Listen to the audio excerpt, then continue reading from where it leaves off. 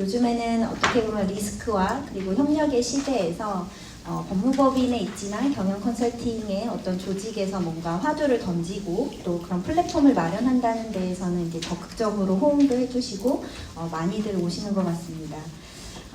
ESG 경영을 늘 전략적으로 이야기를 하는데요. 결국 ESG 경영을 하다 보면 이제 앞으로 우리가 도래하는 시대에 여러 가지가 규제화가 되고 또 그것들이 비용화가 되기 때문에 어떻게 기회로 만들어 나갈 것이냐, 그리고 어떠한 제품과 어떠한 비즈니스가 앞으로 시장에서 잘 지속적으로 성장할 것인가에 대한 고민들을 굉장히 많이 하시는 것 같습니다. 그런데 두 가지가 고민입니다, 기업들은. 하나는 이제 녹록하지 않죠. 국제 경영 환경에서 지금 자국 우선주의가 되기 때문에 미국이나 유럽도 굉장히 현실주의나 이기주의적으로 이제 돌고 있고, 또 하나는 어떻게 보면은 이제 투자와 또 기업에 있어서 리스크가 굉장히 커진다는 겁니다. 그러면 여기서 공공자금, ODA, 공적 가치를 품고 있는 어떤 금융의 역할, 그리고 여러 가지 ODA의 어떤 정책과 역할이 이러한 여러 가지 어려움 안에서 조금 미래를 열어볼 수 있는 역할을 할 수 있지 않을까라는 화두에서 기획을 좀 하게 됐습니다. 저는 너무 잘 아실 것 같아요. 오늘 참석자들 보니까 대부분 이제 기업에서도 오셨고 또 NGO에서도 오셨고 또 학교에서 연구하시는 교수님들도 굉장히 많이 오셨습니다. 그래서 ESG 경영이라는 것들을 했을 때 과연 돈을 벌고 지속적으로 성장해야 되는 기업이 어떻게 이렇게 환경과 사회적 가치로 신시장에 대한 테마를 잡고 코스트가 아닌 투자와 기회로 나아갈 수 있는지에 대한 어떤 트렌드와 현황을 좀 살펴보고자 합니다. 잘 아시는 것처럼 한 2020년 이후에 엄청나게 붐이 됐고, 여기 원을 기업이라고 생각하면 수많은 경영의 아젠다들을 직면하게 되어 있습니다. 기존에 사고 팔고 또 기존에 거래하고 있는 고객, 그리고 시장에서의 규제가 여러 가지의 화두로 바뀌고 있고, 예전에는 요만큼만 했었던 것들을 이제는 아예 못하게 되거나 아니면 더 많은 비용을 들여서 뭔가 극복해야 되는 여러 가지 화두들이 있습니다. 이 안에서 기업들은 뭔가 사회와 환경에서의 역할을 다시 재정의하게 되는데요. 뭔가 ESG라고 하면 공시도 얘기하고 요즘 많이 얘기 듣지 않습니까? 가이드라인도 나오고. 근데 가장 중요한 핵심은 이거 딱 하나입니다. 우리가 이제 CSR이라든가 사회적 가치라든가 또는 이제 SDG가 막 생겼을 쯤, 그 2015년 그때쯤에는 요 인사이드 아웃 개념이 기업 경영의 가치 경영으로 100% 이해를 하시면 됐었어요. 예를 들면 내가 비즈니스를 하면서 내 공급망이나 내 제품이 환경과 사회에 미치는 영향, 결국에는 임팩트 매터리얼리티, 내가 어떤 영향을 굉장히 끼치냐.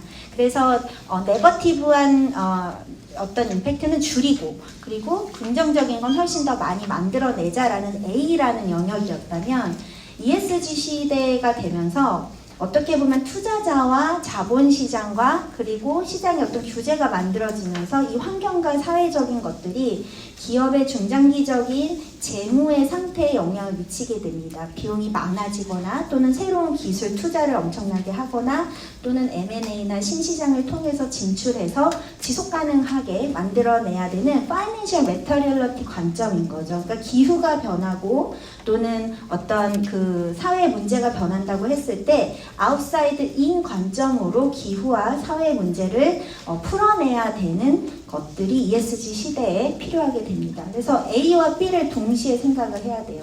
근데 이거는 ESG 시대에 기업만 직면하는 문제가 아닙니다. ODA도 마찬가지예요.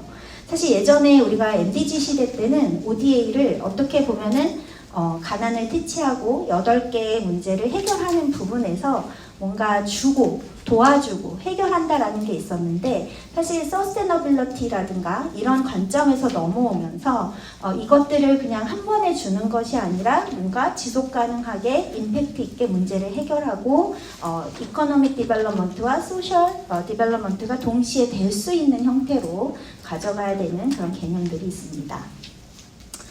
ESG 경영은요, 사실 어떻게 보면 이해관계자의 요구를 ESG 경영을 잘 보면 국가의 ODA나 ODA의 어떤 활동과도 굉장히 비슷합니다. 그래서 이해관계자의 요구 사항들을 잘 듣고 그런 것들을 그냥 대응을 하기보다는 기술이나 새로운 투자, 비용 이런 관점에서 뭔가 새로운 파트너십이나 프로세스를 변화시킨다든가 또는 사업을 좀 변화시키는 형태로 그것들을 극복하는 부분들이 필요합니다. 가장 큰 거는 지금 뭐 기후라든가 에너지라든가 이런 여러 가지의 환경적인 또 인권이라든가 사회 문제를 넘어설 수 있는 이제 시장을 도약하고자 하는 움직임들이 기업에서는 있는 것이죠. ESG 경영은 보통 한 뭐 7개 영역에 곱하기 3개 이렇게 해서 한 21개 정도로 보고 있는데 여러 가지들이 이제 환경적인 부분에서 SDG와 연계가 굉장히 많이 되고 있습니다. 뭐 기업은 고객이 요구해서 또는 규제가 많이 생겨서 또는 내가 이게 비용이 많이 드니까 뭔가 이걸 새롭게 코스트를 줄이기 위해서 하는 활동이지만 중장기적으로는 결국 우리의 어떤 지구나 유엔이 만들어내는 SDG 목표랑 연계가 되고 있기 때문에 말하지 않아도 우리는 ESG 패러다임 안에서 SDG에 다가갈 수 있는 많은 노력들을 하고 있지 않을까라는 생각을 하고 있습니다.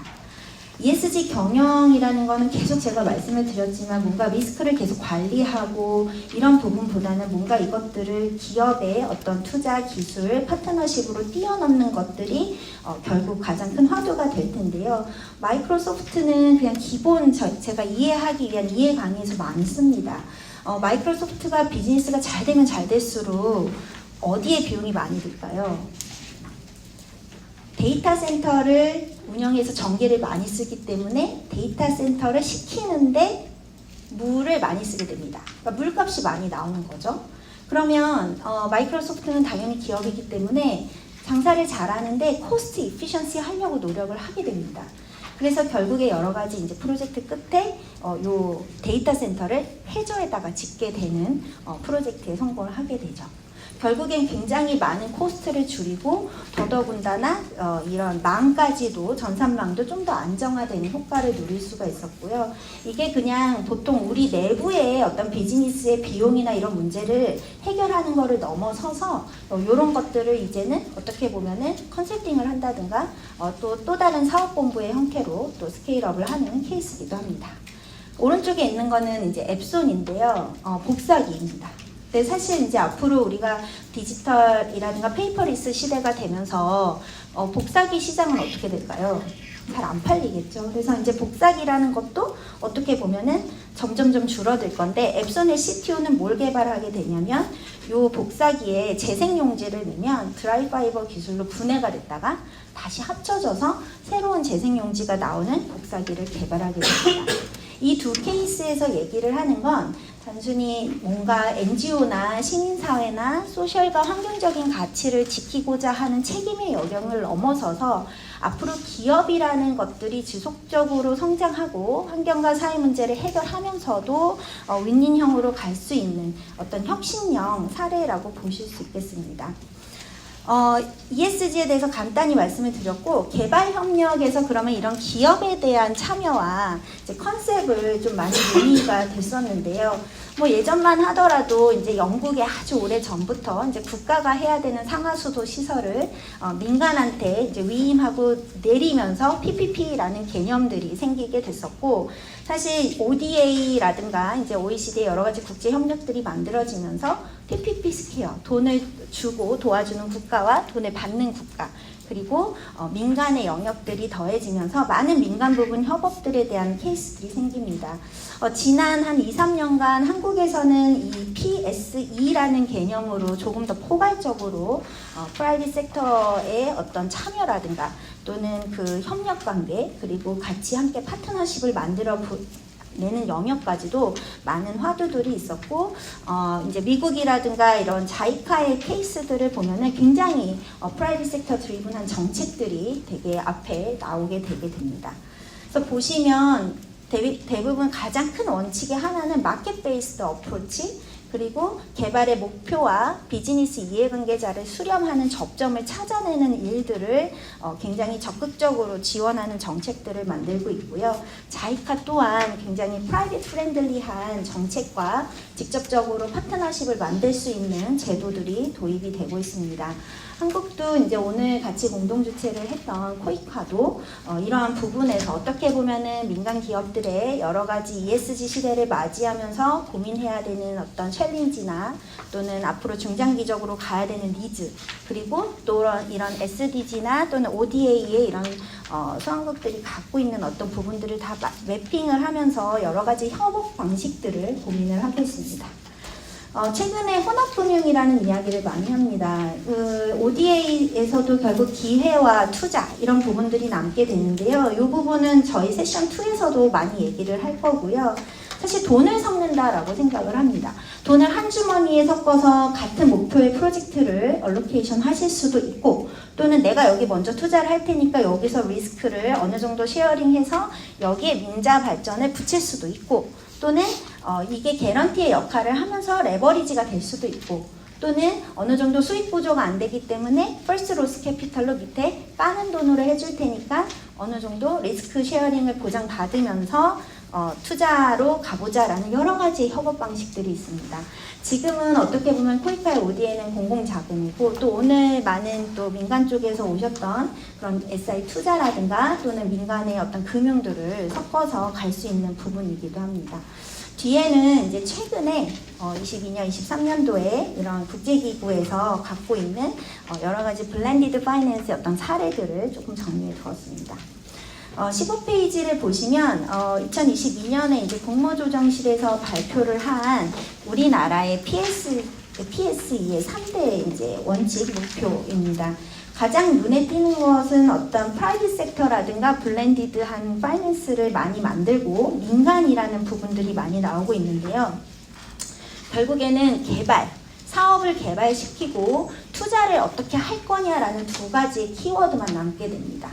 그러면 사업을 개발한다라는 거는 시장의 센싱과 니즈를 분석을 하는 거고, 투자를 한다는 거는 어떤 돈을 어떻게 넣어서 이 사업이 결국에 효율적이고 수익을 내게 잘 마무리되게 할 것이냐라는 부분이고요. 이런 여러 가지 기관들이 저희가 사실은 유무상이 조금 나눠져 있으면서 코이카, EDCF, 코트라 또는 산업 ODA 이렇게 다양한 부분에 약 5조 정도에 되는 ODA가 한국에 있는데, 사실 코이카랑 EDCF, 코트라만 좀 익숙하게 보시자면은 여러 가지 일단 PPP 사업들이 좀 있습니다. 오늘 말씀을 조금 드리려고 했었던 부분은 19페이지에 이제 코이카의 여러 가지 ESG 시대를 맞이해서 또 이제 저희가 함께 할 수 있는 두 가지의 큰 트랙이 이제 제가 소개를 좀 시켜드리고 싶었고, 하나는 이제 ESG 경영을 하다 보면 여러 가지 비즈니스 페인 포인트가 있을 겁니다. 뭐 자원 선순환이라든가 폐기물 이슈라든가, 또는 우리가 마케팅적으로 어디 신시장을 진출해야 되는데 그냥 조금은 적극적으로 사회공헌의 형태로 파이프라인을 하면서 뭐 시장을 넓힌다든가 이런 식의 여러 가지 ESG 이니셔티브에 관련돼서 공동기획하는 형태가 하나 있을 거고요. 또 하나는 뭔가 투자의 자금을 같이 ODA 자금과 얼마 이상의 비율로 같이 섞어서 사업의 투자 타겟팅이라든가 또는 소셜 임팩트에 대한 정의를 확실하게 내리는 일입니다.